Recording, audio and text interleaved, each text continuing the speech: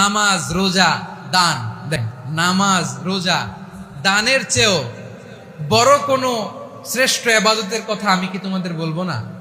সাহাবারা তো অবাক, বলে কি নামাজের চেয়ে বড় ইবাদত, রোজার চেয়ে বড়, দান করার চেয়ে বড় ইবাদত? সাহাবীরা বললেন, বালা ইয়া রাসূলুল্লাহ, নবী বলেন।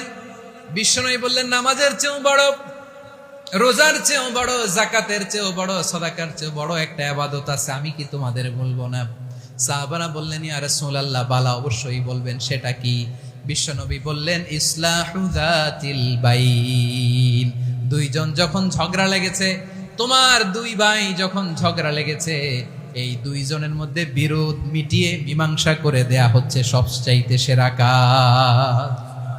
দুইজন ঝগড়া লাগছে, ইসলাহু যাতিল বাইন, দুইজনের মধ্যে মিলিয়ে দেয়া, এটা নামাজ, রোজা, সাদাকার চেয়ে বেশি সওয়াব। সুবহানাল্লাহ, এত আস্তে।